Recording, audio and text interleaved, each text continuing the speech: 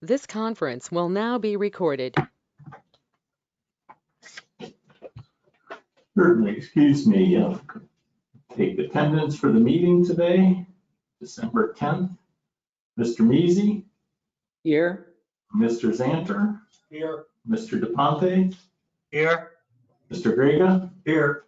Mrs. Phillips. She will not be making the meeting. Okay. Mr. Schofield. Here. Mr. Sikorsky. Here. Thank you.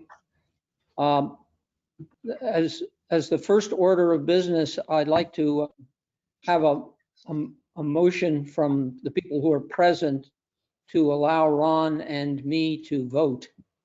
I think that's something we need to do. Yeah, I think you're right. I'll make a motion that we allow Phil and Ron to participate and vote at this meeting. I second. Okay. We have a motion and second. Call the vote. Mr. Measy. I can't really vote on that. Okay. And Mr. Zanter. Agree. Mr. Grega. Agree. Mr. Schofield. Yes. Mr. Sikorsky. Agree. Okay, thank you very much. We appreciate you doing that. We're doing this a little bit backwards, but I think we have to have a kind of official canvas of the PPAC to elect or to select a new member. And then I think we probably have to take that, Chris, to the board at its next, or the next time that we can get on the agenda. Yes, sir. It's on the agenda. Good. We have only one candidate, fortunately, a very capable one. So I apologize for the noise in the background.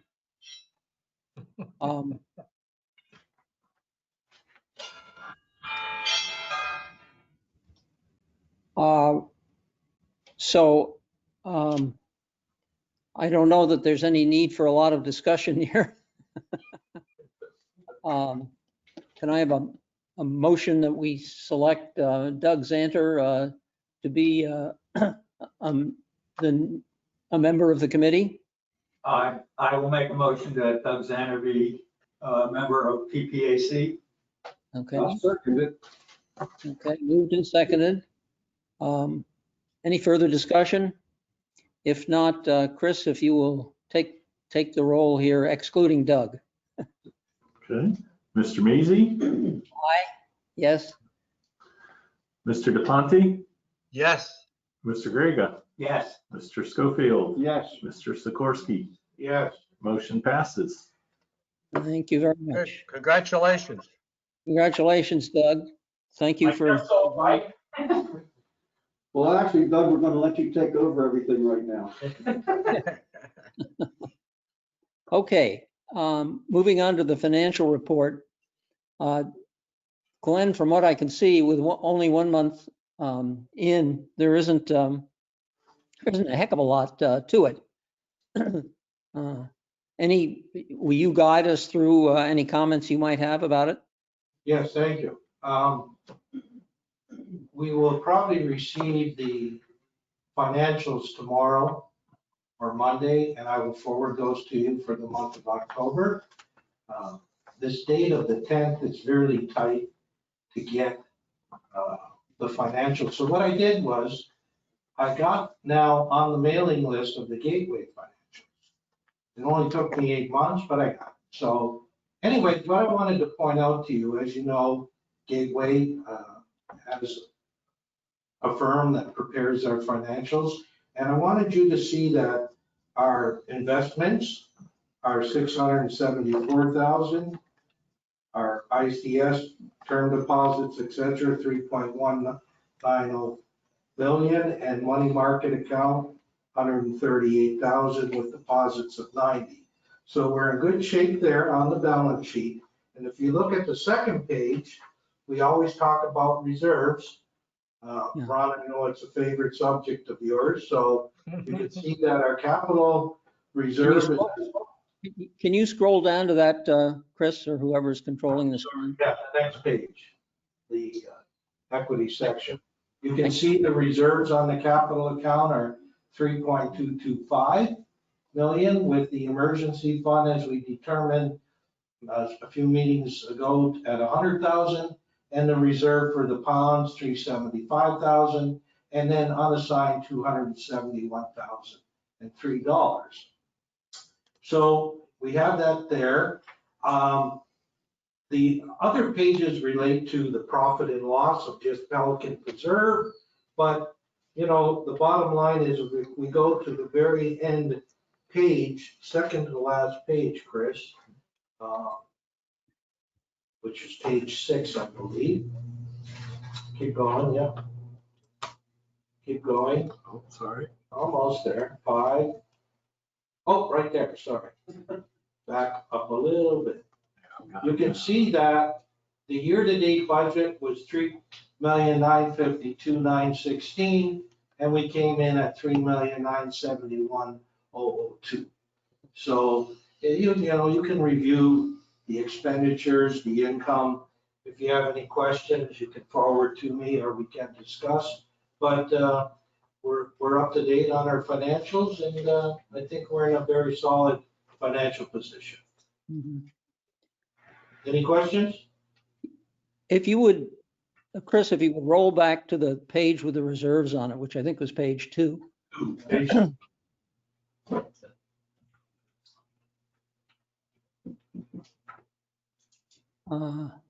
No, page 2, yeah, that's it. I just want to get clear in my mind, the reserves that we're going to use for the boardwalk will come out of which of these accounts? The unassigned? I believe it'll come out of the Capital, okay. That's what we decided last meeting, I think. That should be the minutes, isn't That's it? the logic. No, it's a capital expenditure. Right. I agree. All right, it'll come out of the capital reserves. Okay, thank you. Any other questions of Glenn?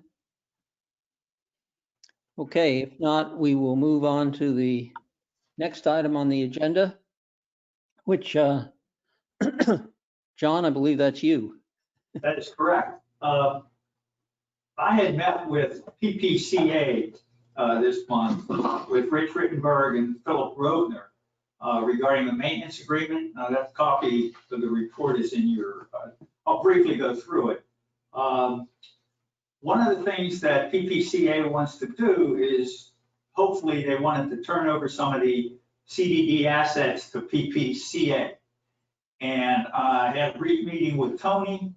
Tony said that this cannot be done as a result of this letter from the Attorney General. And that's why the letter is in here, going over why PPCA cannot accept any assets of the CDD. If there's any questions, let me know. John, it seems to me that what we ought to be doing is, and I accept the fact that we can't take any of the assets over, we ought to be focusing our efforts on taking over some of the operational stuff, or having the PPCA take over the operational stuff. And I don't see any, why that couldn't be done. All right, so what you're saying, Phil, is that if you look at the existing exhibits, B1, B2, et cetera, under owner, it's the CDD, you would like the funding to start coming out of PPCA? Right, but, well, I don't know that we want the funding to come out, you know, unless we can transfer the funding or the monies we collect, yeah, then the funding could come out of PPCA too. I mean, the PPCA isn't ready to pick up the tab on its own, but at least directing those operations ought to be a PPCA function. A And lot of it still is, isn't it? I mean, basically, Scott? under Yeah. maintenance, It's handled by PPCA. If I may. yeah, it wouldn't change much what we're doing because Scott already handles that function, but he does it on behalf of the, If I may speak. Scott Charnock, Pelican Preserve Property Manager. In regards to what we're talking about, it really ties back to the exhibits in the O&M agreement. Correct. So what would have to be decided upon is, based on the Attorney General's letter, ownership has to remain the same. Maintenance responsibility and funding of those maintenance responsibilities could possibly be changed within the O&M agreement. We would have to run that past Tony. But then if that were to occur, you would have to start charging more on the quarterly assessments and charge less in tax dollars. So I think that's a little bit more complicated here, and it's going to need a lot of input from others, because we're not going to be able to transfer funds. We can't transfer tax dollars to the PPCA because we won't be able to intermingle funds like that. At this point, we also have a tax break the way it's set up now. Is that correct? That is correct. So what? Is there a specific advantage for PPCA to take this over?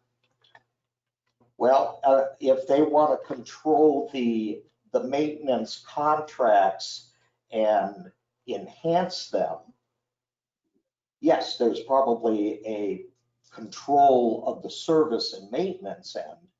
But again, the funding would have to come from tax dollars. That would come from fees if they take it over, not tax dollars, right? That would have to be decided by Tony, because I don't know at this point in time if, based on the O&M agreement exhibits, I don't know if the PPCA can take over the funding and the maintenance of CDD owned property. I don't know that for sure. That's a legal opinion. If they take it over, they also have to then cover or take over some of the charges that we accepted this year too, because they'd be transferring back to them, not to feedback.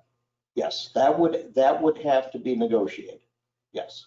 It does get very complicated. Yes, it does. So what does PPCA, how do they want to handle it? One of their concerns, and I think this came up at the meeting I had with Rich, they think we are too slow in working with the CDD to get things done. And I agree. I mean, as a business owner, and most of us here are in business, you make a decision, things go, and then you can get things done. It's different in government. Yes, it is. And I learned that. Well, I'm happy that I learned it, but I did. Well, I think what we also have to do is decide what we are considering slow activities. If we're talking about our normal maintenance contracts, they are relatively seamless. But once you start getting into funding of large projects like the boardwalk or the bridges or anything that has to do with roads that are owned by the CDD, you still have to go through the permitting and the bidding process under the tax authority. Would it be easier to get this rolling with subcommittees of which PPCA is involved in? I think it's worth the effort and time to discuss it. But again, I think the first thing that should be done is those two groups get together and decide how they envision it, and let Tony, the district attorney, let us know what we can and cannot do. That way we're not wasting a lot of time. I think the PPCA, and I've mentioned this before, should document what they want, what they're interested in, and let us know, and then we can with Tony and the CDD, then we can start looking at it. I think they should be the leader and tell us, this is what we want to be involved with, this is what we're interested in taking over, rather than us just spending our time spinning wheels and guessing at it. I mean, They should they take declined charge. to meet with Tony when I asked them to. Well, and again, I wasn't involved in those meetings, so I do not know what was discussed or information that was exchanged. John, But it's going to be a process that I do know members of the PPCA would like to discuss. And they would like to discuss those areas dealing with maintenance and the services provided to Pelican Preserve. I think Joe's comment was very good. Why don't we start with that? Let them prepare something for us. I think we're all in favor of it. Yeah. I don't see any issues with it from our standpoint. I- But it was Tony and Pete at the CDD that, you know, this isn't as easy as it may be. Yeah. So based on what Joe said, I second it. You just made a motion. Okay. I second Yeah, I'll it. make a motion. Yeah, but I'd like to say, when John, and you addressed the tax break, you're talking sales tax. That's the advantage of the CDD doing these contracts. We save 6.5% sales tax. Correct. Secondly, I'm concerned that the assets, which cannot be conveyed over to a nonprofit, That's what the this. Attorney General basically said. Exactly. And again, you gotta look at then insurance. If we're paying the operational expenses through the town center to maintain the boulevard, and there's a car accident on that boulevard, you know, and we're paying the expenses to maintain it, but it's owned by the CDD, I would think there'd be an issue there too. And lastly, I don't see how the nonprofit, us, and Pelican Preserve can get a tax-free status, because we're not a charitable organization. So I don't know if maybe the CA is thinking they can get that down the road, but from my experience, that's not an easy thing to get from the IRS, that exempt status, unless you're a government agency or a charitable organization. I agree. So they're So, very plain to say that HOAs are not public government entities. No, They're that's private, and exactly why- what the Attorney General was saying. Yeah, and that's why HOAs don't have to follow sunshine rules. They have their own operating processes. May I suggest, John, that you explore with the PPCA just what it is they think can be transferred? Well, I think Joe's recommendation is the way we go. Let PPCA in writing tell us exactly what they would like to start doing. I think we're all in favor of it, but, you know, I was very surprised they did not want to sit down with Tony and me. Yeah, but rather than, yes, I think the PPCA has to tell us what they want, but can we ask you to explore that with Rich? I will do that. Yeah, so that you can come back to us and saying, this is what they're proposing to do, and then we can decide. I don't think we need a motion on this. I think we need to explore it a little bit more. And then we can go to Tony if need be and see whether that's doable. But I think that my sense is that Rich and probably Philip have something in their minds about what they think they'd like to do. And I'd like to get, a little bit more detail on that. And I think if you could explore that with them, that would be very helpful. Well, I mean, during our brief meeting, one of the things I wanted to do would be take over the gate entrance and everything, which Tony said you just cannot do. Well, we can't own the gate and we can't own the land under the gate. I understand that. But for example,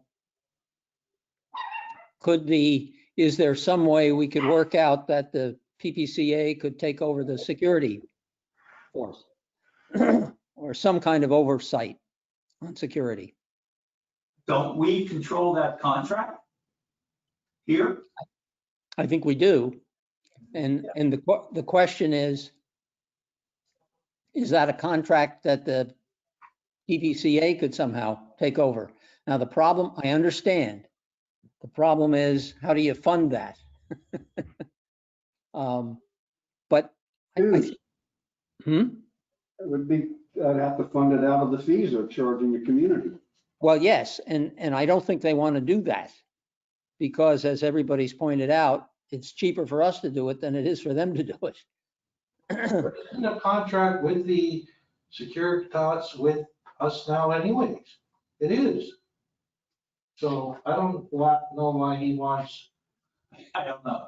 because we're paying that plus the sales tax too, at 30 grand a month or so of the contract. So Are you it's saying, not through the CDD, that contract, Ah, is it? No, Scott? we're paying it. If I may, this is Danielle. Our contract states Pelican Preserve Community Association. The contract is Danielle with Securitas, by the way. Just to clarify, it is not with the CDD, unless Scott knows anything otherwise, but that's what our contract states. I agree. I see the bill every month with Scott, the invoice.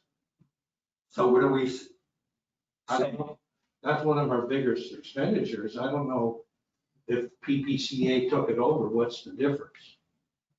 We already do it. So the PPCA is already paying for it?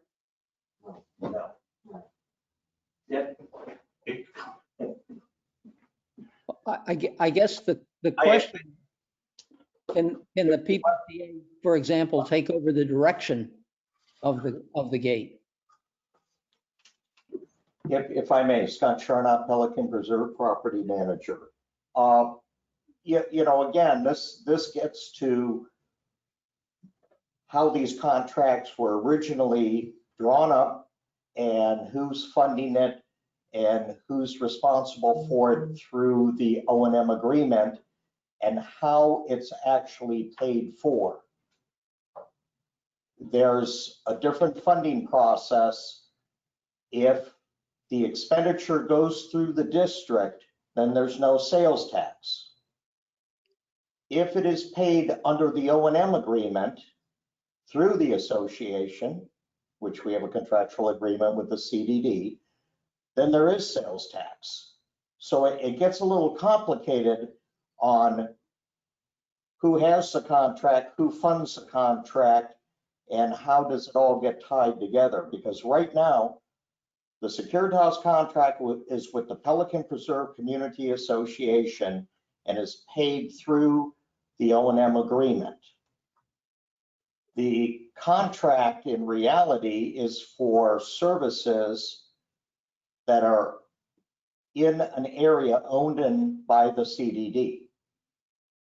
So what does PPCA really want to do? But we gotta ask him that. Yeah. I have not been involved in those, so I'm not sure.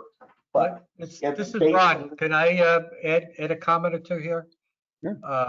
I think, and I may be wrong, but because we do have to get that confirmed with the community association directly, but take things, for example, like the post order review that and through the my advisory group has been modifying. Okay, we're doing that, not the community association. Now, the contract, as we've just heard, is actually through the community association, even though it's paid for by the CDD.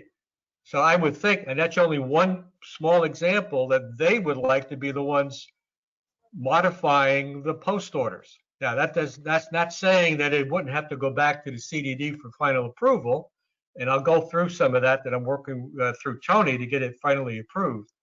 But rather than the advisory committee doing the updating, they would do that, okay? And that established a lot of things that go on at the front gate, okay? I think that's the kind of thing that they're looking for, that they would have control, not necessarily funding responsibility for stuff, but they would like to have control of it. The whole issue that we got into with the break-ins that occurred that led to us saying we want to complete the gate at the front. I'm sure that the community association would have wanted to immediately say yes to that and get the CDD to fund it directly without coming through us. And that's a matter of control. not necessarily funding responsibility. I think that that's what they're looking for. They're looking for the control, even though funding may be through the CDD for all of these things, like the security contract with Securitas. They would like to have control of the contract, and as it turns out, it's in their name, even though the CDD is funding it. They would love to have that as long as they would be able to tell Securitas, manage it from day to day with Securitas. However they would like to do that, whether that's through Castle or however they decide to do that, versus through us. And I think that might be what they're looking for. And Ron, I think you are absolutely right on. That is what they're looking for. I think the question becomes, even if the PPCA has the control, how would they like to see the actual work done, if you will? In other words, if something comes up like the post orders, I don't think the PPCA board wants to spend time on looking at post orders. But then the question becomes, do they want to work through PPAC? Or how else do they see the governance function work in that particular case? Well, let me, we got to get too involved in the nits and grits here possibly, but for example, the Safety and Security Working Group, Right. Okay? That could be a function of the community association. That's correct. They're the ones, even in our case, they're the ones who are doing the review of the post orders and recommending changes to it and updates to it. Okay? And that's coming through us to vote on and review as we'd like, and then it goes to the CDD for approval. So I think that's the kind of thing that would probably they would like to have. They would have the Security and Safety Working Group as part of their structure, if you will. And they would do things like review post orders. The goal is to reduce the PPAC or perhaps eliminate PPAC. So those types of things, if they carry forward, then the Pelican Preserve Community Association would have to work directly with PPAC without having, or have to work directly with the CDD without any group called PPAC anymore. So they would have to do all the work and then just get the funding from the CDD, which means it has to go through, I guess, Chris's office. That's what I'm understanding. Is that feasible, Chris? It could be. I mean, we have to change the maintenance agreement. I mean, at this point, the exhibits on the maintenance agreement has PPCA covering the maintenance, but the funding and everything goes through CDD, which we can't control. Right. I mean, we could turn that over directly to them. How do you do it? And if it's funded through assessments, they're collected through this CDD, you couldn't have a private organization benefiting from that. That's why those assessments are collected through us, right? John, what I'm wondering is, do we need to look at the O&M agreement in detail and see all of the things on there where the function of directing them could be switched from us to the PPCA? And they would probably, in that case, have to establish a committee, which might be us, to oversee that. We're already doing that.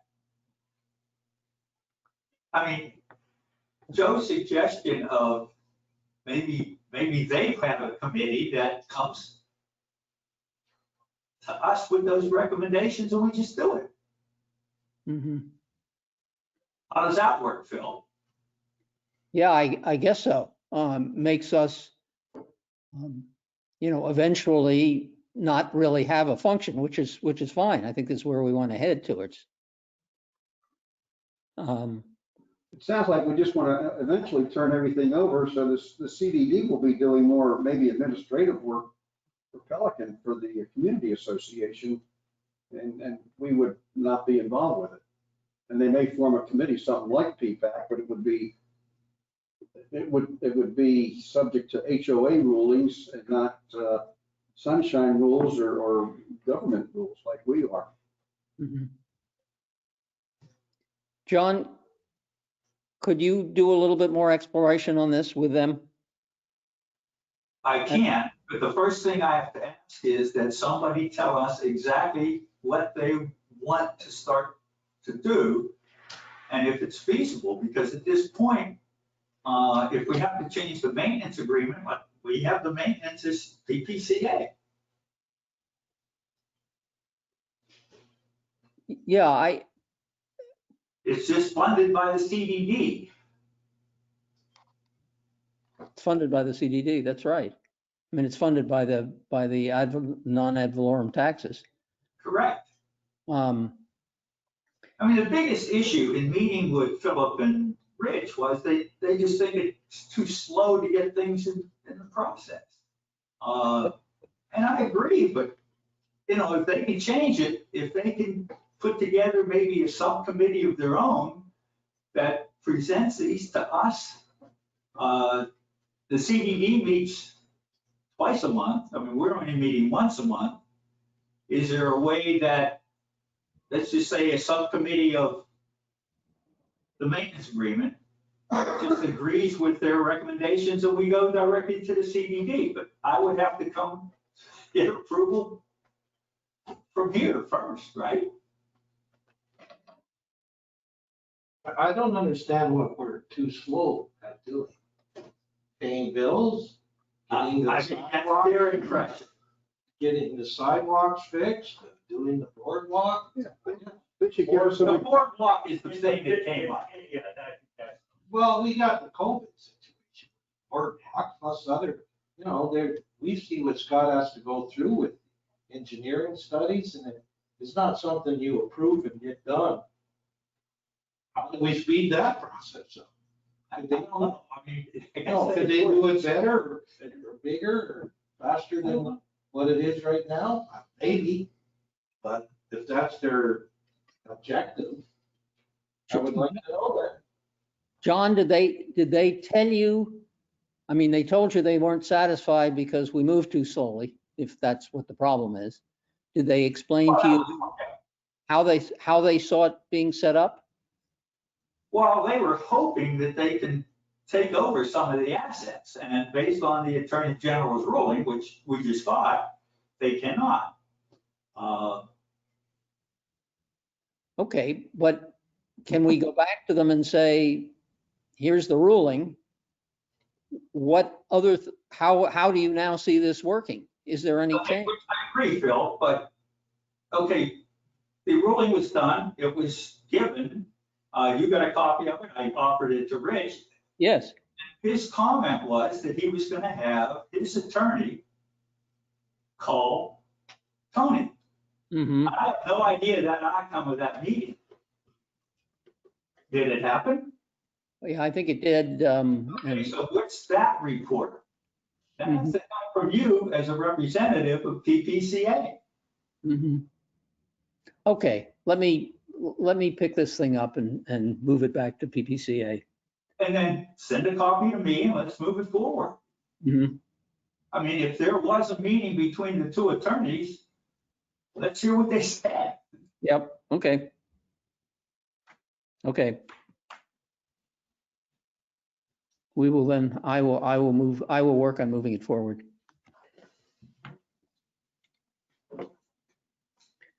Okay. Any more discussion?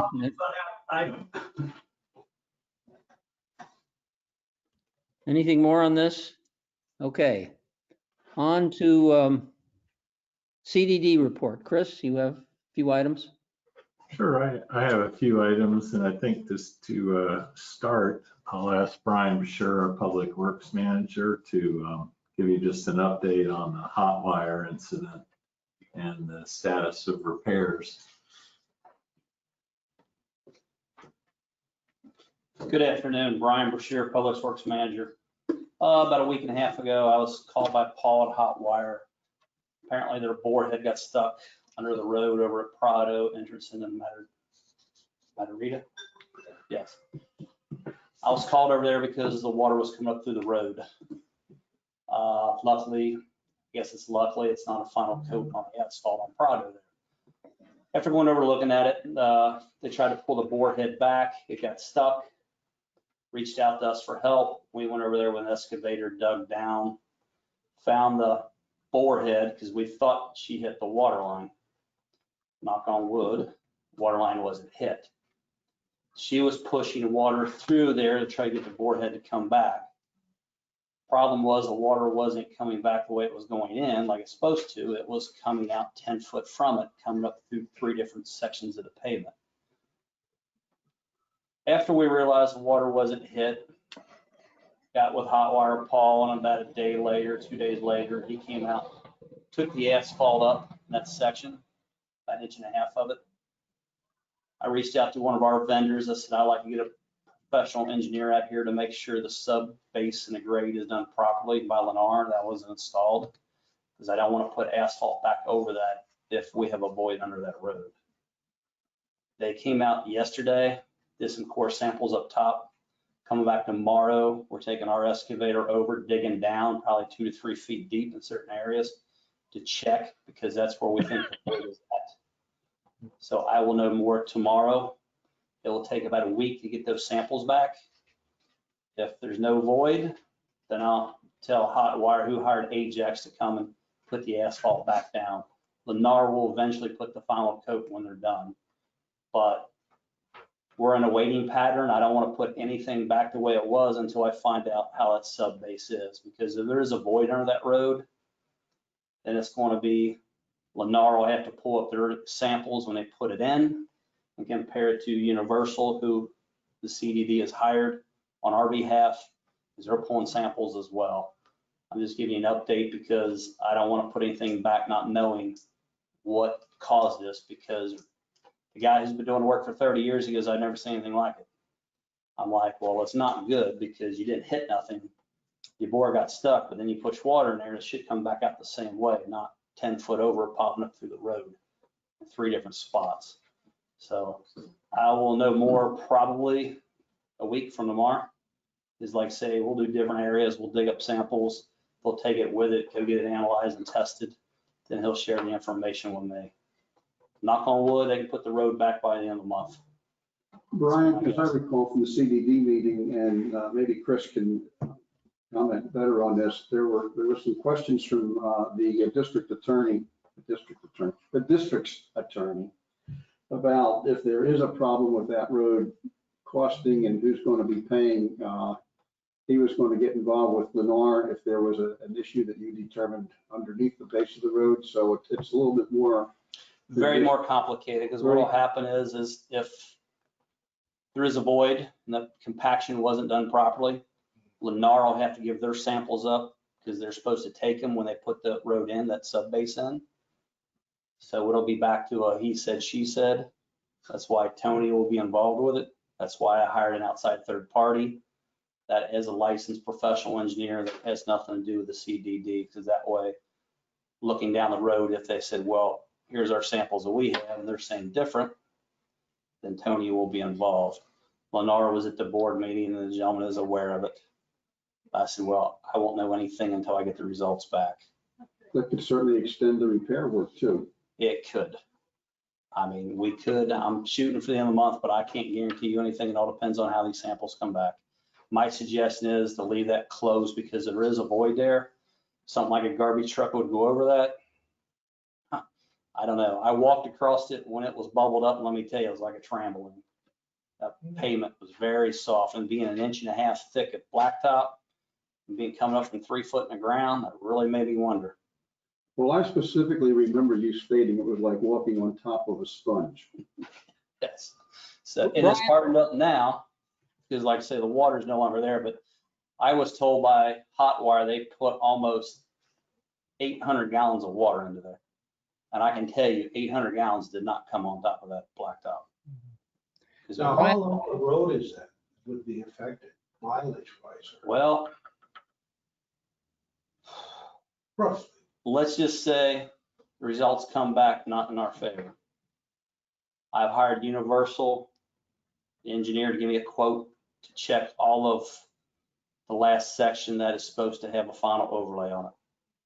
And if we have to, we'll go every so many feet, do the same thing. I don't want to take ownership of something that is not up to par. So before we get into those details, like I say, you're pretty much looking from the roundabout, I would say all the way out Prado and the other street back there, they're still building on. There's a few more of them. So I'm going to hope, keep my fingers crossed that maybe somebody just didn't pack one area in properly. Let me ask you one more question. If it's not a Lenore problem, who's paying for all the engineering work? Well, the engineering work for Universal is either come out of our budget or out of your budget. Luckily, it's not very expensive. I can tell you that. Surprised me, it wasn't. But I'm not concerned about the engineering work. It's kind of cheap on the fact is the expensive part's going to be that road. You're talking something that. Core samples aren't that expensive. Core samples are cheap in the long run, so don't even look at the engineering. The aspects I'm concerned about is if that road's not up to speed and we have to go back and do core samples all up and down there, then it's going to come back on, okay, here we go. Do we want to take full ownership of something that's not up to speed? Because my concern is down the road, you'll have sinkholes. I had one in Stony Brook last week. And we fixed that one. And it went 3 feet deep. Is that a CDD road? Yes. And I've come to find out, we've taken ownership of it already. Brian, let me ask you this. Now we're talking about certain roads and you're going to have those checked out if it turns out that the answer is not a good one. On any roads other than those where we've already had a final lift, and suppose, 2 years down the road, we discover that there's a problem on some other road, are we stuck with it? Yes. Mm-hmm. And what happened, you'll be like Stony Brook, where I got a complaint. A lady said there's a sinkhole over there, and sure enough it was. I had to hire our contractor, Boness, to come in there. We did a 10 by 10 window. We dug down roughly 3 feet. What we found out, we thought it was a sewer lateral. Knock on wood, it wasn't. We cambered everything, no holes in it. They just had some large rocks that things didn't get packed in properly by WCI or Lennar when they built it. So what happens is you create a void over time. Well, I ran into that problem when we were going through the final turnover, and I went and checked several communities in Pelican Preserve, and I found cracks in roads and sidewalks, and they dug some of them up, but they never compacted anything. They just laid more concrete, and now I know some of those are cracking again. So when I saw your comments about the subsurface being somewhat porous, my personal experience was they didn't do it right to begin with in a lot of areas. And I'm not going to make assumptions. I'm not going to go that. I'm going to wait till the facts and the figures come in, and that's why we hired an outside firm, Universal, and Mr. Clark's pretty good. And they came out, like I say, and we're going to come out tomorrow. We'll be back out there first thing in the morning with an excavator, dig down and get some samples and take with us. But until those samples come back and I know exactly what I'm dealing with, I'm going to leave it the way it is. I'm sorry, but it's for safety of everybody over there. Brian, thank you very much for your report. Yep. We will look forward to getting the report after you've had these inspections done. Phil, I have an unrelated question, not to what we've been discussing. You mentioned you're involved with hot wire. Yes. I have been from the get-go because after they were doing stuff over here in Gateway Greens, where at the district, Chris and I and Kenny all discussed, we hired Ames Engineer to have inspectors over there. Okay, is hot wire responsible for repairing sod? Oh, yeah. That's Yes, John. I'd be whoever vendor you guys hire, they should be, yes. Okay, so I mean, if the sod they did is not correct, et cetera, or whatever, they will come back and redo it?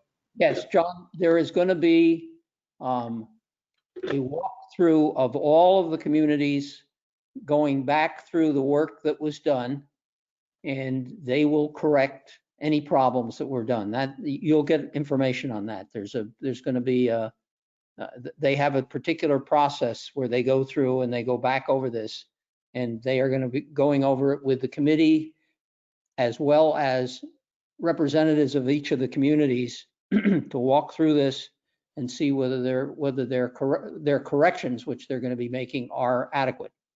So Okay, that- so we'll contact each of the communities and the HOA.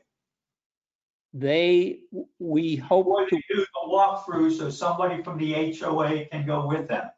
what we hope to do is work through the President's Council and have people assigned from each community to walk those communities with the hot wire representative and see whether what was done was satisfactory. They've already dropped pads or pallets of sod in the Carina area that they're using for resodding areas that are damaged. Yes, they're already These are on Cypress Grove Boulevard. they're already working on this. Yeah. And what's going to happen, probably in January, we will have these walkthroughs and we will set them up. That's part of the hot wire deal. Hey, Phil, make sure I can help with this, but like in Moderita 1, hot wire hit 17 irrigation lines, and then they bubble up and all that sand goes into the drainage between the homes, the sewer system and stuff like that. Even if you come in and just replace the sod and the hole, you still put all this debris into the lines. We got to make sure that we look at that too. Okay. Okay. That'll come in the fix. Okay. Again, Brian, thank you for your report, and we look forward, I don't know that we look forward to, but we're gonna. Hopefully we knock on wood, maybe they just didn't pack that one area correctly. This is another reason that the CA shouldn't take over this stuff. Let them. Yeah. Okay, let's move on. Let's move on. Chris, do you have? What I can do is send it to Scott and he can share it with everybody, or just Great. that way you can have it. That would be good. Tomorrow, he said it'd take a week to get that report, so figure at least Very Yep. good. the following Friday or the Monday after that when I receive it, I'll Yeah. pass it on. If you send it to Scott and he will share it with us. Thank you. Well, do. You're welcome. Thank you. Okay, need to move on. Keep going. Chris? Yes, sir, and I'll quickly do this too. And speaking of hot wire, we had 3 hits in Carina, boil water notice, water shut off. Those things happening. The only thing that's aggravating is we told the contractor, call us, and because they shut the valve off, we could have pitched the line and not gone through all that inconvenience to the customers. And next time they hit it, they went over and shut the valve off, and third time they did it, and I told them if they did it again, I was going to file a complaint with the tampering with the water system. But those things do happen. On the access road, they're still moving forward with that, looking at financing options and see what the residents have to say about it. Look at the potential use of the fire impact fees to be able to pay some of the capital costs like that. But all those issues are still unresolved at the moment. And also, Chris, I'd like to just make a few comments about the access road. I think most of you are aware of what we're attempting to do back there, but there's quite a number of organizations involved. And we've got tentative agreements of how we're going to do this, how we're going to turn that road into an emergency access road, an emergency exit road during true emergencies, and also provide road for the utility vehicles from Gateway to go in there to service those parts of the utility that belong to Gateway. And it's pretty complex. Lennar, we've got an agreement on land transfers we're going to have to do. There are some land transfers in order to put the road in, because there are rights of way back there. The CDD has agreed, or we believe will agree, that there's no interconnection issue here. In other words, this is not gonna trigger interconnection to Gateway. Prado and Pasoya HOAs have agreed, or tentatively agreed, to the security setup and gates. There probably will be 2 gates, one at the north end of the road in Prado, and the other one out at Gateway. We've got the fire departments involved, and it now appears, we thought that it would be both city and South Trail fire departments after a meeting that the city had yesterday. I think it may only be the city, but they have agreed to the requirements and the gates. And as Chris mentioned, we've got a cost sharing, a tentative cost sharing deal set up. We're hoping to use these, possibly use the credits. But if not, we may have to come back and dig into our reserves. The big thing is that if we have to amend the DRI, which we may have to, right now the DRI talks about the road being vegetated over and everything closed down as soon as Lenore leaves. In order to amend the DRI, the city is going to want to have an indication of community support for what we're planning to do. So we will probably at some point need to take some kind of a straw vote or a survey of all the people in Pelican Preserve to show that we have broad community support, because that's what the city is going to be looking for if we want to amend the DRI. So there are still quite a few things to be done, but we think we've got a tentative agreement lined up. Sorry, Chris, I kind of took that over, but I wanted everybody to get a little bit more background. Any questions? I have a question. Who's the owner of the road then? I'm sorry? Pelican Preserve Association, Community Association owns the road behind the preserve along the gate, and Lennar is the fee simple owner coming from the right of way at Gateway Boulevard to the guard shack. So PPCA can have ownership of that, then we wouldn't have an issue. Right. Okay. Well, That's it. And the cost sharing would be between who? The community association and the CDD, or? well, the cost sharing, the CDD utility reserves will pick up a part of it. We hope to pick up, and PPCA will pick up some smallish part of it, and the rest will be picked up by these fire impact fees, if we can get them, or by us, by PPAC.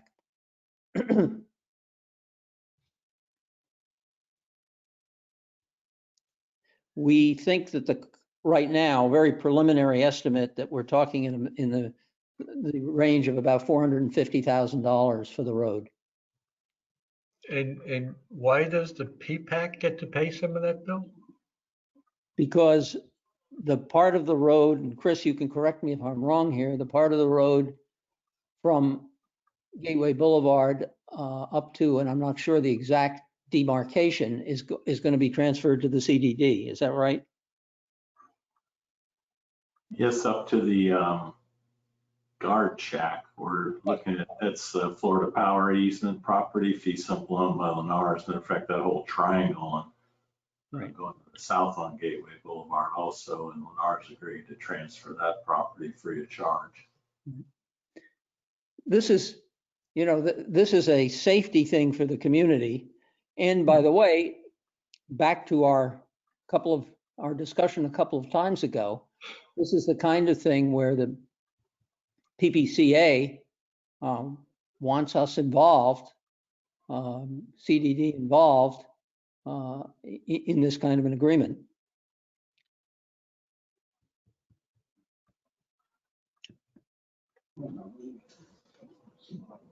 Okay, any other questions? Sorry about that, Chris. I kind of took it over. Go ahead. Okay, that's fine. Briefly too, I wanted to mention day before we had about 100-gallon raw sewage spill at the lift station over in Matarita. Gasket failed over there.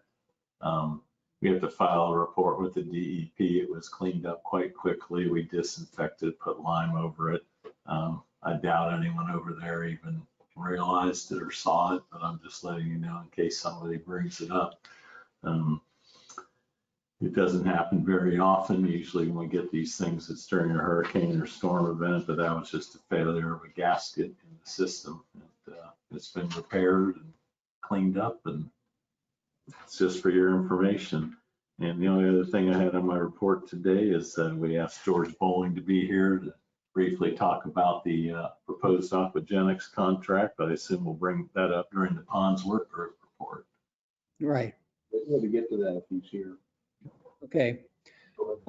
Any questions? Any questions of Chris? If not, No. sorry, any? Okay, let's move on to Scott's report. Or we were gonna have the fellow before him? Well, it's up to you. I'm sorry, what? Yeah, we have a fellow here. Could we have his report and then he could go, Phil, for the ponds group? Sure, okay. We'll skip to George's report. Yep. And then immediately following the aquagenics report, if we could allow Danielle, she's a district manager with Securitas, to give her report, then I'll follow up with mine. Sounds fine. Yep. All right. Thank you. Okay, go ahead with the aquagenics report.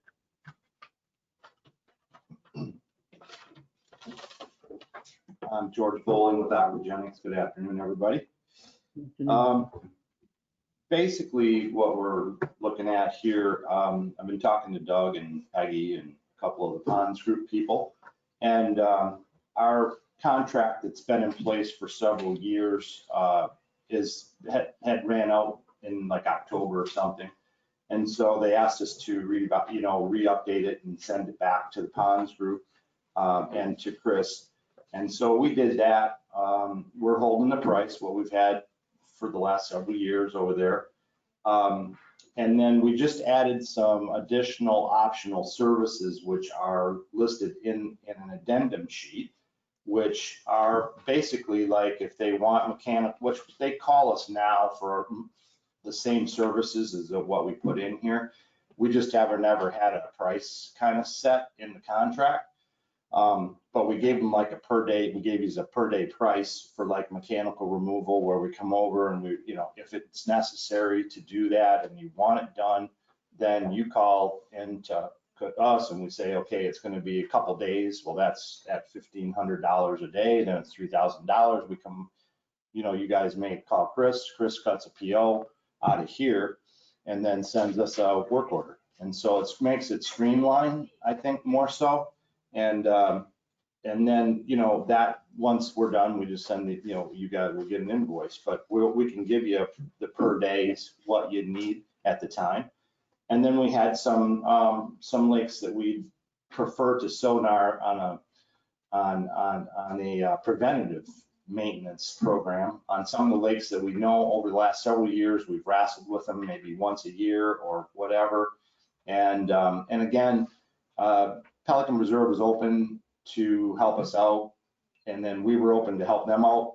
So sometimes, Pelican would pay something, and then sometimes we would just do it. And so, but we kind of, I think this kind of outlines it good. And then, you know what you're into. If you call me and say, hey, George, that lake over there, that, once a year we want you to do that. And it's more of a preventative thing. And you can also build in a little bit of a budget, a line item in your budget to have these things done. And if you don't do it at the end of the year, then, you have extra money, left over. So, but we're happy, to be on the site. We have a long history with the site, and, and we've had a great relationship with Pelican Preserve. And I know the place inside out. In fact, we cleaned, all of your storm system back in 2009 to maybe around 2010. So not only we know what's where the ponds are, we know what's underground, all the way around your property. So we have a lot of experience out there. So, but I just wanted to let you know. And then Peggy asked us to put in some verbiage too about tickets. In fact, if you have a complaint, you guys were going to organize, the ponds people to go to Peggy, and then Peggy was going to come to us with complaints. So if there's a complaint, she'll create a ticket. We've got a certain period of time to deal with that ticket, and then to get back to her, and we'll come out. We do a month. We were always doing a monthly report out there and meeting on site until Corona started, okay? And then it went away basically because nobody, no one could ride in the cart with one another and this and that. So that kind of fell off over the last few months, basically because of the virus.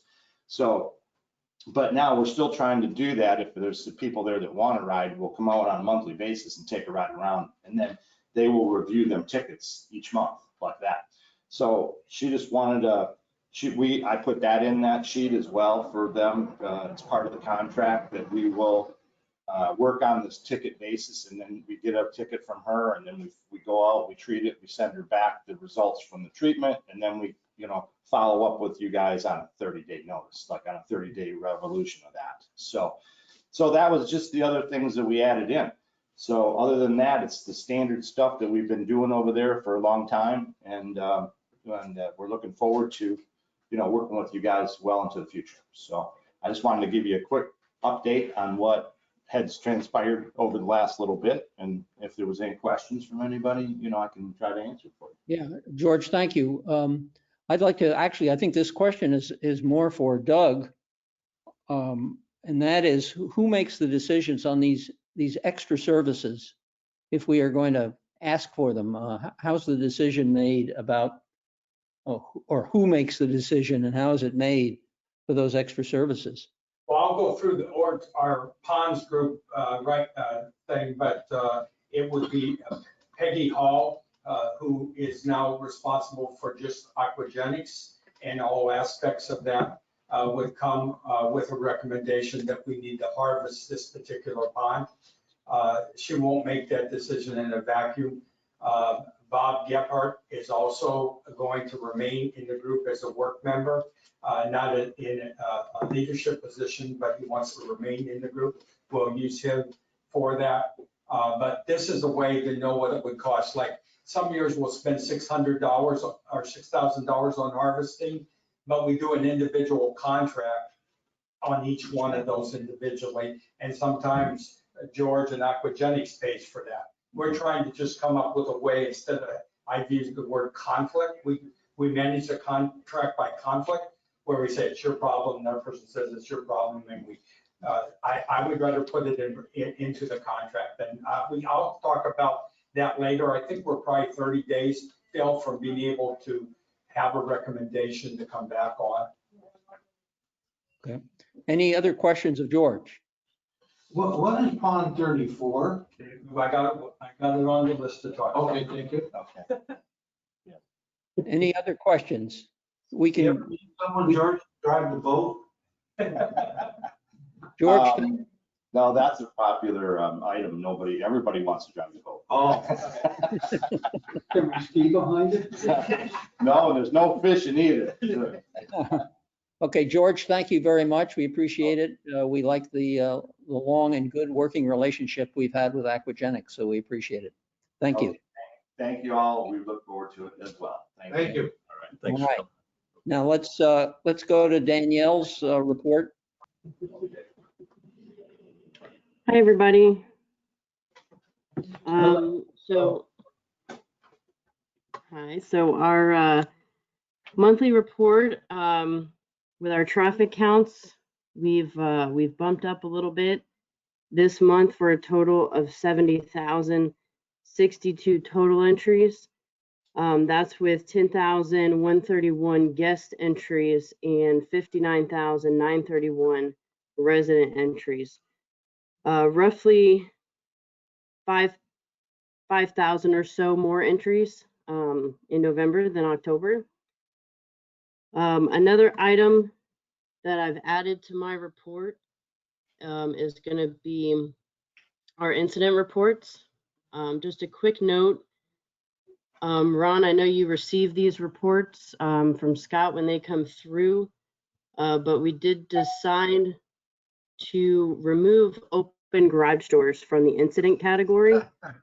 I was going to make that recommendation, at least Yeah. it's the copies that I get. Yeah, I'm sure you'll appreciate the decrease in emails.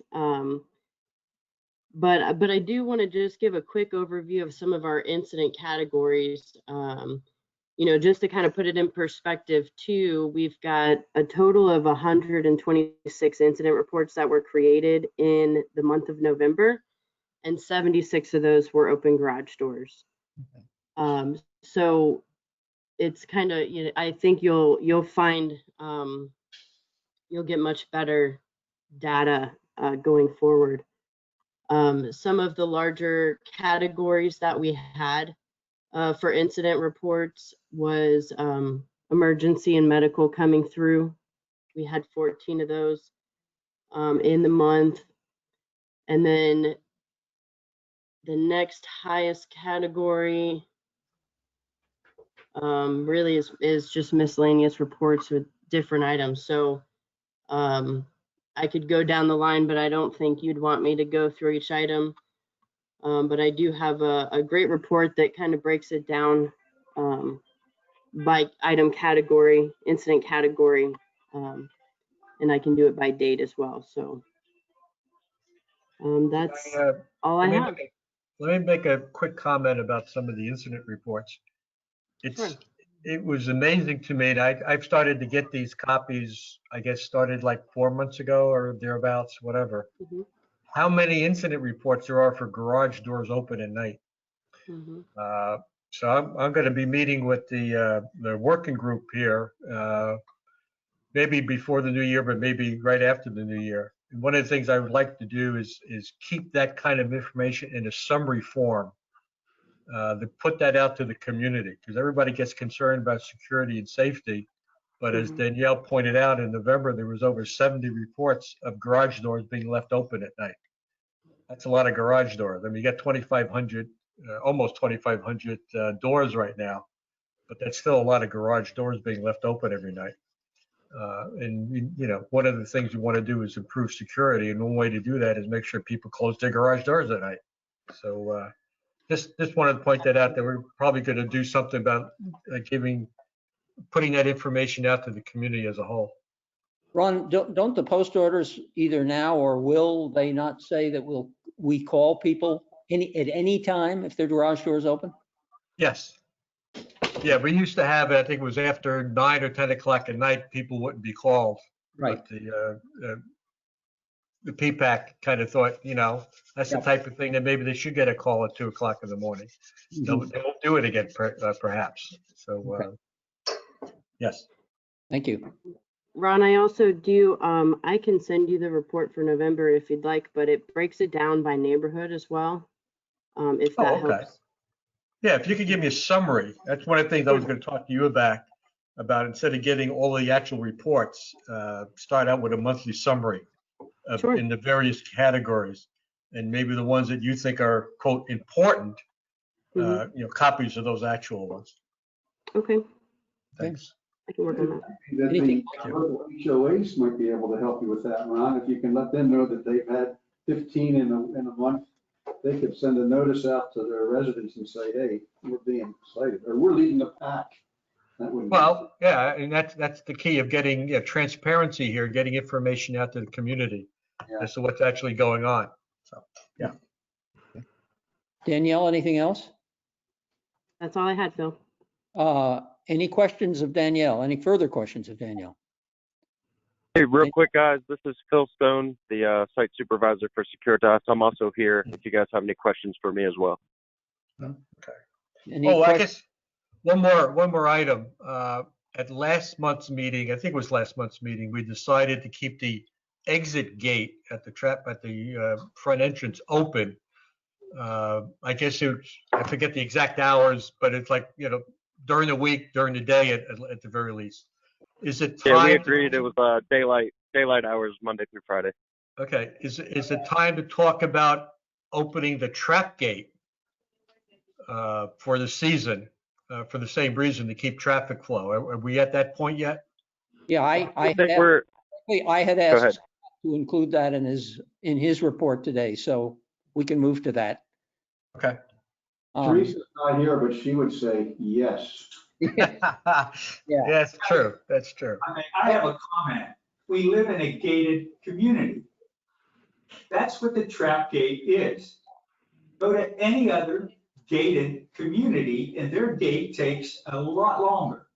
Ours is 7 seconds. It is not a long time. When there is a backup, it's because somebody did not go to the gate correctly. I mean, we have to make a decision. Are we in a gated community or are we not? And if this committee of 7 people do not make that decision, if you want to ask that question should be asked to every resident. John, we did that, and I think it was almost a 50-50 split. 50% said trap gate, 50 said they wanted it. No, that was the exit gate. I remember voting on that. It was the trap gate. It was a long time ago. It was when we put the trap gate in. There was a vote of the residents. A slightly more number voted to put the trap gate in. We did that again just a few years ago. I'm sure we could find that, but it was, as I recall, it was a very close number. And what I find, quite honestly, is the older residents in Pelican want it, and the newer residents that have moved in don't want it. They need to learn how to enter it. That's why. I don't even want to argue that. I won't say that every time it slows down, it's because somebody went through wrong. I was in a long line the other day, and there was nobody. It was moving consistently. Nobody had the backup. We didn't have to wait. It just takes time. I'm not sure why, with today's technology, we can't make that trap gate work faster. When the gate starts to go down behind you, the one in front should be going up, and you have to wait for the whole thing. So you're sitting there, and even if it is 8 seconds, I've never taken the time to check it, but I don't know why they can't work it faster. I just think that would take care of an awful lot of people that. Has that been investigated, Ron, with the safety group? No. Can it be? You want to get it from 7 seconds to what, 4 seconds? Yeah, I mean, come on. Really? Well, I know where you're going. You're going home to bake cookies? I'm going to tell you, it doesn't matter to me. No, we put a trap gate because people, a few piggyback. Tailgate. We don't want tailgaters. Those are the ones who want to get in here, and that's what will happen if we remove that. Well, I will tell you, I tried something the other day because I saw some comments about it. So the car in front of me went through the gate. I stayed behind. It went down in front of me. The gate went up for them. They pulled out. The gate went up for me, and I pulled straight through and didn't wait for the trap gate, and I did it. So the trap gate is and that's how the gate gets broken. No, well, it didn't get broken. I drove right through. You're looking at 10 grand to fix it if you had it. I was going to pay 10 grand if I had to do it. I'm just saying it was that slow. It operates that slow. That's just a fact. So I'm not going to vote one way or the other. I just feel that maybe we could speed that up for some people and still keep the trap gate as you would like to keep. A question I'd like to ask Phil or Danielle or Scott, whomever, does this create, is this a prime reason that we have backups out there? Is that created by the trap gate or are there other reasons? Hey, this is Phil. So from what I've seen, it's actually not been that busy at the trap gate entrance up to this point. The only issues we run into is when somebody is pulling up to the first double gate and they're just not getting close enough to the barcode reader. And then it's just not reading it. And so the gate won't open. That causes a small delay. And then a couple times people don't wait for that first double gate to close before they scan their barcode right behind the person, and they'll actually trap that other person inside. And then they have to back up and let the gates close properly before they open again. Oh, so that's why the backup, Joe Schofield screwed it up. Actually, it went right back up and the car behind me got through. But I was at the stop sign by the time they made it through. Yeah, I just think it could go faster. I think if it did, if it's an adjustment, I'd make the adjustment to make it go faster. But I've been in lines that have been maybe 5 to 8 cars, not more than that. I agree that the traffic, I don't think has been that severe recently. And I can live with it the way it is, quite frankly. I just tried to see if I could do it. my wife had to change her clothes when we got home, but, you know, technically, if it could be sped up. Let me make a comment if I can. Yeah. One of the concerns that has happened in the past is that sometimes the backup goes back to tree line itself. Once it gets close to tree line, you are creating a safety issue if it gets that far back. Whether we want that gate open or not, I really would like for us to tell the people at the gate that they have the authority to open that second gate when they see it backing up, so that you're in danger of cars backing up into tree line. And to start to get that flow a little bit for that period of time until that line gets down, and then they can reinstate it again for that period. Ron, I would not disagree, but my concern is, and I have the same concern personally, I'm not sure then if the gate's working or not working. And as John was saying, I could have had a $10,000 problem. I kind of always sit there to make sure it comes down no matter how long it takes. I mean, I follow the procedures. I just decided to see if I could run it one time, and I didn't have any, it wasn't even close. And I did that just to prove it to myself it could be done. But I have not been in line that's been more than 5 or 6 cars where there was a problem with somebody missing the barcode or having to back up and have it reset. It was just functioning as it's supposed to, and it worked. And 5 or 6 cars, I can sit there and wait. The guest lines had 3 cars, and I still beat the last car that was there when I went through the traffic gate. So it functioned. I'm just saying maybe we can. I'm hearing something. I'm hearing the consensus of the committee is not to do anything on this right now. Right. However, Ron, I thought the rule that the gate people could open the gate if they saw a backup into tree line, I thought that was already in place. Is it not? I don't believe so.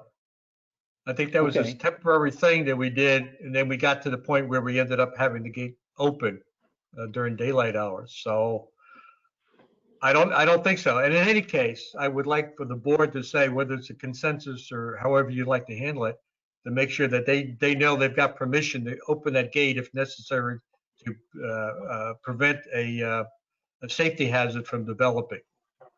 Ron, Does can I make anybody? a comment? I would agree with you 100%, but I think if we put that gate up because the line goes back to tree line, I think we should request one of the Securitas people to go out there and make sure they wave people through so people know that the gate is up on purpose. Because if they don't know that it's up on purpose, I think people are going to be confused and they're going to sit there and maybe create even a worse problem. I think the communication is critically important, that gate is up, you can come through. Otherwise, I sat there and just waited for that whole thing to go through its process for however long it takes. I think the problem is we're a bunch of old people and we're all confused part of the time anyway. Well, so yeah, I think whatever the Securitas folks need so that they can handle a safety issue, whether that means someone going out there to make sure that people get through properly, just to eliminate whatever safety issues that might occur, as long as they know that they have our permission to go do that. I would say I'd give them my permission to do that as long as we can communicate to the cars coming through that gate is up on purpose and they're safe. If we can't do that, then I would say keep it the way it is and let the line just get long and people can fuss. We have just one secure cause, in the gatehouse. No, I think we bring There's 2 now. There's 2 now this time of year. Yeah, we bring one on for. So that could, from his suggestion, happen. All right, Scott is at the microphone, let him speak. Yes. Well, I thought we were done talking about the gate. I actually wanted to move on. Well, realistically, I think the committee ought to just leave this in management's hands. And if it's a safety issue, we can respond to it. Otherwise, the gates properly work. You cannot speed up a gate how fast it goes up or how fast it goes down. The timing is where that barcode sticker is in relation to the size of the car and how fast the person moves ahead to trigger the laser. You can't put a bigger motor on those gates. The gates activate as they activate. Do they malfunction at times? Yes, they do. If they do, then we take it out of service and we call our contractor to come out and take care of the repairs. But I think it'd just be a lot easier if we just leave it how it is. If there is a safety concern, put the other guard out there, flag, wave the people through so they know the gate's not going to come down on their vehicle, and then put it right back into service after that congestion passes. I support that. Yeah, I think that's easy. I think it's a consensus of the committee that that's the way we ought to handle it. Yes. Ron, are you comfortable with that? Absolutely. Yeah, let's plan on handling it that way, and let the good folks at the gate make the call when they have to.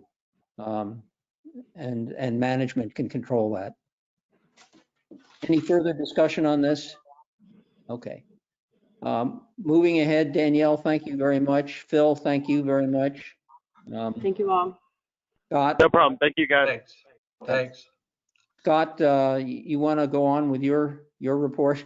I got a couple of projects that are going on. I know Ron's going to cover the 4 projects that we had to do a permit Right. through the CDD, and we do have the permit, so I'm going to start working with my vendors to try to get this all scheduled to get done. One thing you need to be aware of is at the cul-de-sac where Casella and Prado Drive meet at the end of Cypress Grove, we have to remove 2 large royal palms. And again, that is right down the road from where we're having that problem with the road. The problem with our center median on Prado Drive is that we do not have the correct soil consistency to promote good plant growth. So when we get into discussing additional plant material on Prado Drive, the reason the plants have not survived is because they're growing in sand and rock. Now, before I bring to this committee the invoice proposals to replace those 2 30-foot royal palms, which will probably be about $2,200, we have to find out why those trees died. Is it the soil consistency, or is there something else that caused the death of both of those palms to occur? On a personal note, we had an issue with an area where we could not grow a palm tree in the back of our yard. And it had to do with contamination of the soil. Whether the guy was correct or not, he said, do not put a palm tree there. Well, and that's why we're doing a soil sample. Yeah. Soil samples will tell us what's going on. I doubt if it was a disease that we're experiencing throughout Gateway and Pelican Preserve with Ganoderma or Fusarium wilt. Those are 2 palm tree diseases that we're losing a lot of palms in Pelican Preserve. I lost mine. So you cannot replant a palm tree in those areas. Put in another tree. Yeah. Well, and the problem is the live oaks aren't doing well in that entire area. And there are other trees that Yes. should be. The problem is we got to find out, is it the soil or is it a disease? And when we have those answers, then I'll come back to the committee. Another item that came up is it has been our practice that after 3 barcodes issued to any one owner, additional barcodes will cost the owners $10. When this was put into effect, I checked with Phil Measy. We don't know when this took place. I've only had one owner push back. He wanted me to bring this to the committee, that he felt it was unfair that we would charge owners after 3 barcodes. Again, do we have a lot of owners that have more than 3? Yes. And we do charge all the tenants. Any long-term renter or any tenant who's here for the season, they do have to pay the $10 fee. Again, just something to think about. We don't need to address it at this meeting, but something we can talk about for next month's meeting. Other than that, I've covered everything. I know Ron has an update on all the projects, but basically right now it's waiting for contractor availability. And the fence project up at the front gate and in the back along the Pistoia fence line, we just have to wait for the materials to be delivered to the contractor. Right now, aluminum fencing is running 12 to 16 weeks out after you place the order. And that's a reality. Nobody has extended their inventories and production is just getting back up to speed. I got a question on the boardwalk and the preserve. Yes. What is the status of that? I think you did report on that, but give me an update. Boardwalk, currently it is out to bid. The sealed bids are due to the district office on December 22nd by, is it 10 a.m. or 2 p.m.? I believe it's 2 o'clock. Yes, at 2 p.m. So then I'll make a trip over here and we'll open up the closed sealed bids. And then we will make a decision on who to award the contract to. And then that would have to go to the Board of Supervisors for the approval of the construction contract. When do you anticipate actual construction started? Do you want the year or the month? I have to report it to somebody else, so give me. Oh, okay. And see, and I do not know who that person is if we get everything in line and speaking to Chris, we can get it in front of the Board of Supervisors. The first meeting in January, we can award the contract then after that first meeting in January, which means we would start demolition sometime in February. We need to plan on that boardwalk area being closed for a minimum of 5 months. The whole boardwalk? Yes, the whole boardwalk. And some of the cart path surrounding it, because we have to use that as a staging area for demolition and all the new material. Okay. And that's my report. If you have any other questions. Any other questions? Anybody have any other questions of Scott? Hey, Scott, this is Ron. Are you going to hang out until I do my report? Well, you want me to, I can.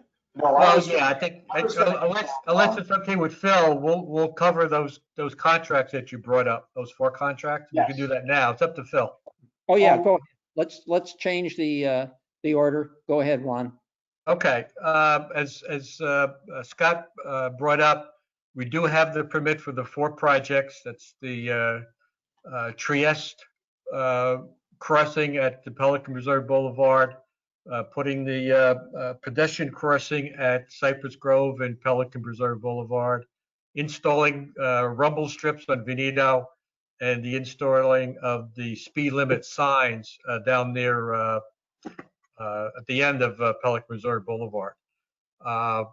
All the permits, all of the funding, and all the costs, the fees, et cetera, have been paid for. So Scott's ready to go. So what's going to happen, unless you guys think it should happen some other way, Scott's going to handle the contracting aspect of this now. And he's, as he indicated, he's ready to go do that. Okay.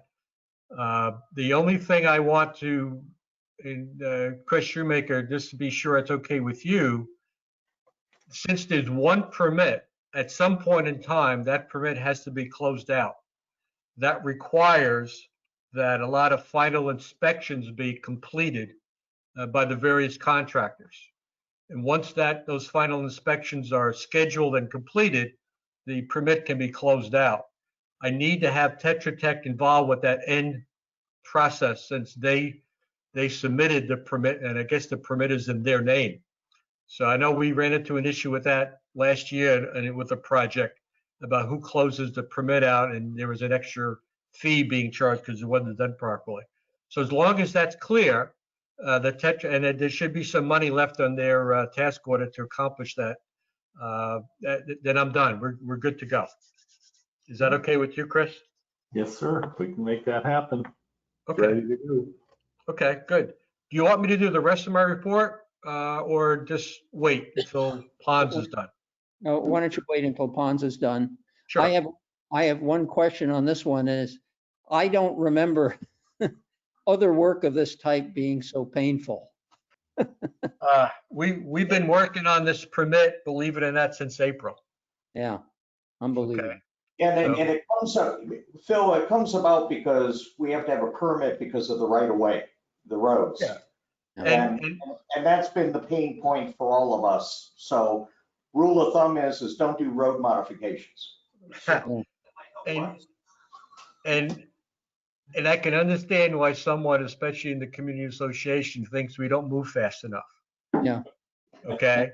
There was a lot of engineering work that needed to be done by Tetra Tech. They did a great job. Okay. I don't know if it could have been moved a lot faster or not, quite frankly. I was as frustrated as anybody with the amount of time it's taken to get to this point. But we're here, and hopefully within, well, February or March anyway, we'll have some actual work being accomplished. Okay. That's it. Thank you, Ron. Any questions of Ron specifically about this work? If not, let me go back to Doug. You're on. Okay, I thought I would just cover a few things with the turnover from Bob to me, so we're all on the same page, or you maybe communicate or find what level of communications you want, what level of detail. If you go to the first chart, I have an org chart that I'm almost completed. We have 27 volunteers in the group now. We have 4 different groups, an aquagenics group that Peg will cover, and there's 7 members of that team. There's a Met Tower, which is Pond 34, and Solitude contract, and then they maintain those ponds with Lynn Applegren. The water quality is Carl, and he has a couple members on his team. And then Pete Audette just this morning agreed to take over the right of that chart of those members. And you see Bob's name's down there, Gephardt, because he will still be a member of the team. So I'm trying to organize, I can't have a Zoom session with 27 people or a meeting with 27 people. I broke it up into an organization with 4 different groups. That's where we're at. The biggest groups that have the most to do are the groups that support the ponds, aquagenics and Solitude. They're assigned, members are assigned by pond. They're supposed to look at erosion, whether or not the aerators are working, and then the quality of the pond. That's what they're set up to do. And I'll talk a little bit more about that later. On the next page, I gave you just a summary of the budget. This is when Bob, sort of like when Bob left, that the top of it is 774,000. That was the budget.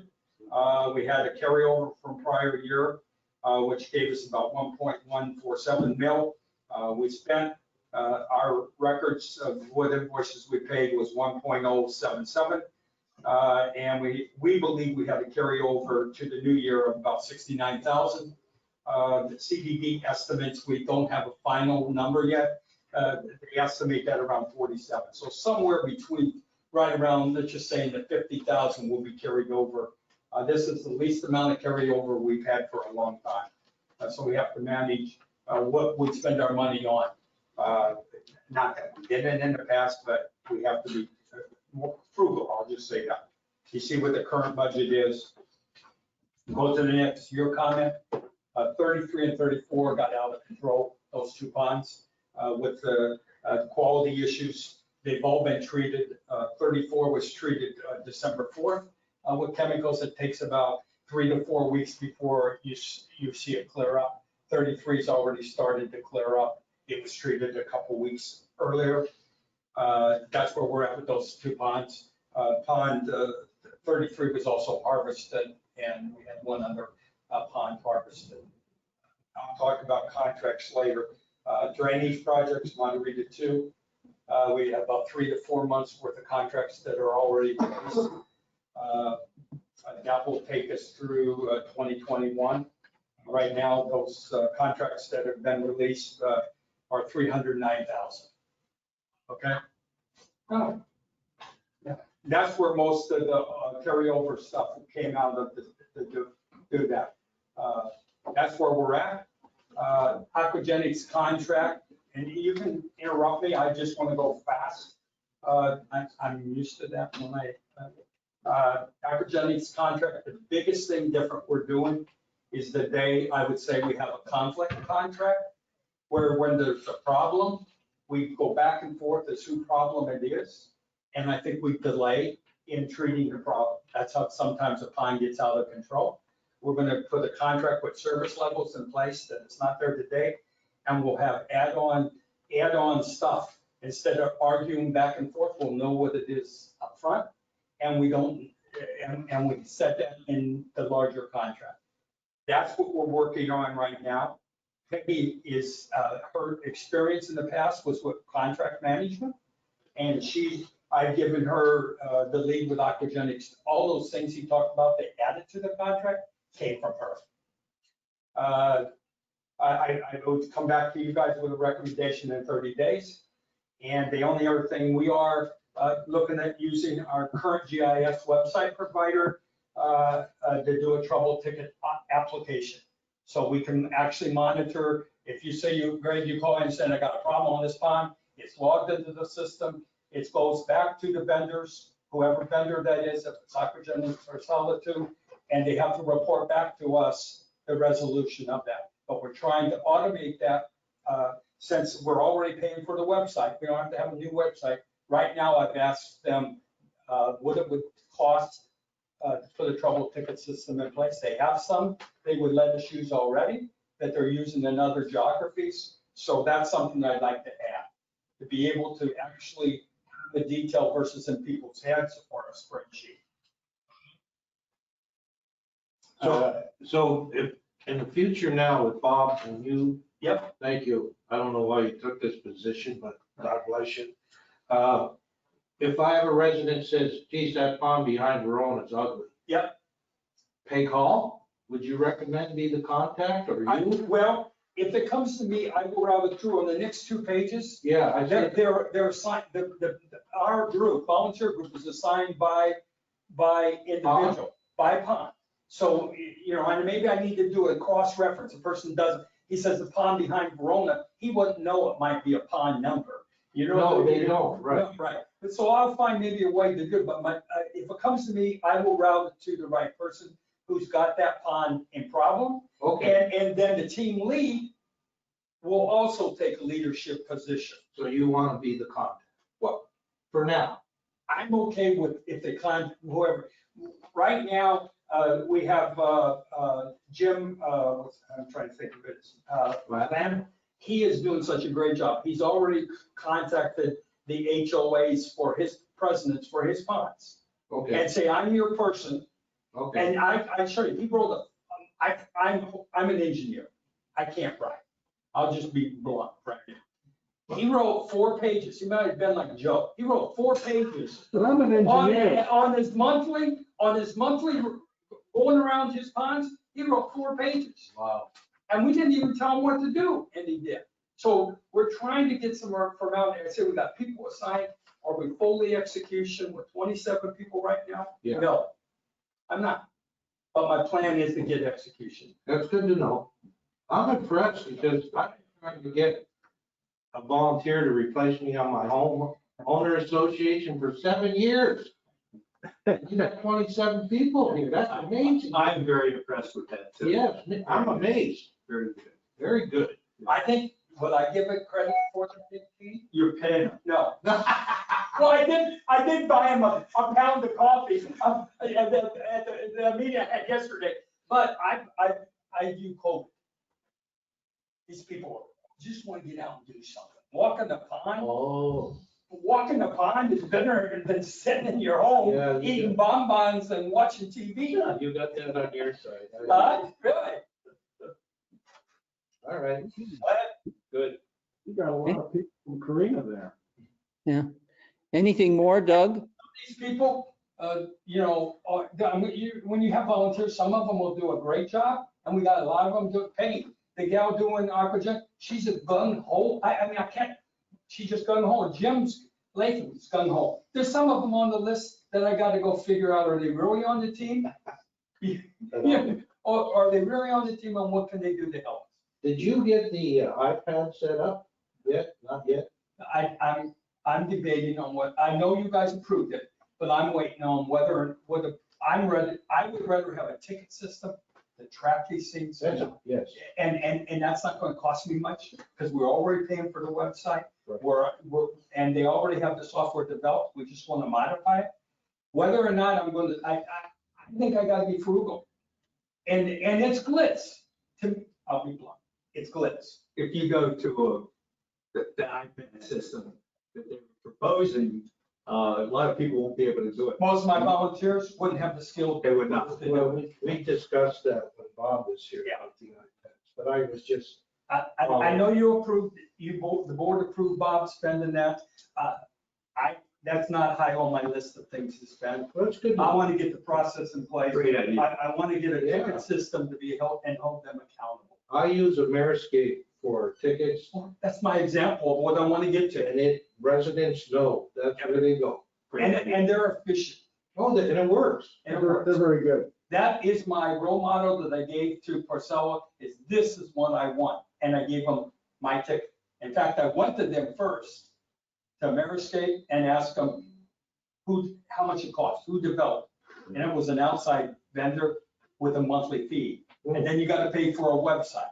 I said, we got a website. Why would I go pay for another one? Very good. All right?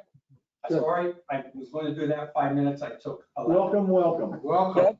Doug, is that it? Yeah. Chris has a question. Any other questions of Doug? Yeah, he can't see me. Hearing none?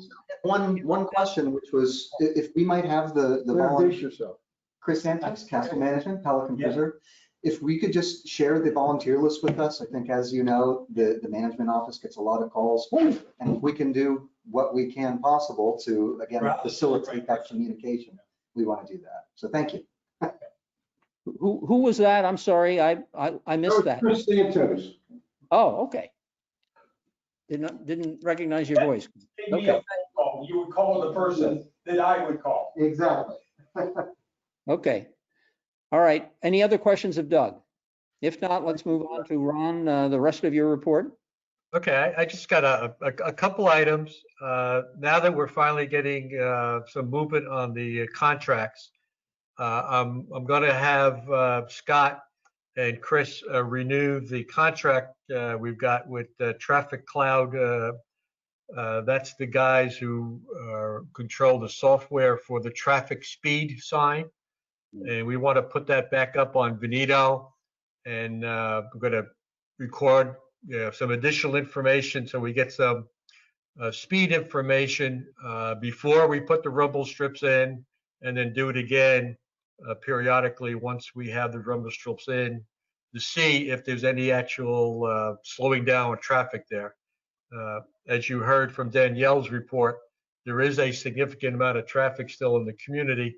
Not as much going down that road yet, because things really aren't that opened up at the town center, but you still have, pickleball, tennis, and you get a few people that are using the fitness center. So I think, so I'm going to do that. It's in the budget, so there's no need to move any extra money. It's $1,000 a year, but I think it'll be well worth it. The last thing I want to talk about is post orders. We did get a lot of comments back from Tony Pierce. Good comments, a little bit more extensive than they thought they would be. We had a meeting this past week with Chris Santos, Don Bickle, and Jennifer Nessenoff. They've really done the yeoman's work on getting these post orders revised. They've done a really outstanding job. We went through all of Tony's comments. Chris sent me a revised version of the post orders. It still has some questions in there. I got to go over that yet. I haven't done that. I got to get those questions, and we might have to go back to Tony for some clarification on a couple issues. I don't see any showstoppers here or any other significant problems whatsoever. But it's, again, it's delaying the final implementation of the post orders. It might be delayed again till next month. But we'll see what Tony has to say when I send them back to him. But I anticipate he'll be fine with them, and then they'll get to the CDD for final approval. And barring any more questions from you guys, I'm done. Any more questions of Ron? Okay. Committee member requests and audience comments. Do we have any committee member requests? Hearing none, do we have any audience? I went through the trap gate. I want to state that I follow the speed limits exactly. Sure. Any audience comments? We have a couple of people in the audience, but I guess not. Okay. I skipped over Gateway meeting attendance schedule. There's a meeting on the 17th. Is that correct, Chris? Yes. And that's going to be a short business meeting, and it's really going to be about the board discussing and setting some priorities for the 21 year and looking to putting the budget together for 21-22. Mm-hmm. Okay. And it could be insightful to listen to what they have to say, and we're going to try to ask them to set a list of priorities. And if they come up with a new one in the middle of the year, they need to drop one off the list. But again, use it to drive the budget and see if they can set priorities as a group. I will be attending that one. You will be, Joe? Okay. Thank you, Joe. And We expect 4 pages of notes. And cut the report to 3 pages. But they are excellent reports. You do a good job. okay. I appreciate it. Assumedly, the meetings in January are on the 7th and the 21st. Is that correct, Chris? Yes. Okay. Do we have somebody for January 7th? I can do the 7th. I work in the first quarter. I don't know if you guys know, I actually work. I work 7 weeks in the first quarter. I'm off that week. So I'll volunteer for that. Okay, so Doug, you'll cover it? Yep. Okay, how about the 21st? Don't run me over with your requests. Okay, I'll take the 21st. All right. Well, Phil, you're busy, I'll take the 21st. Go ahead. Okay, thank you, Glenn. You're welcome. Appreciate that. Okay. Well, I sometimes attend the meetings if there are particular things on the agenda of interest. So if I suddenly decide I need to attend a particular meeting, I will inform the person who's assigned to it. Okay, we had no audience comments, so the next meeting will be January 14th. Any other comments or? Good, well, we got under 2 hours. It's because Geppert isn't here anymore. Yeah, exactly. Thank you all. We killed the gate issue. And we killed the gate issue too. Yeah. Thank you all for attending. Have a wonderful holiday, and most of you, we'll see you next year. Can I have a motion to adjourn the meeting, please? I move for adjournment. I'll second, Glenn. Moved and seconded. I declare the meeting adjourned at 3:49. Thank you all very much.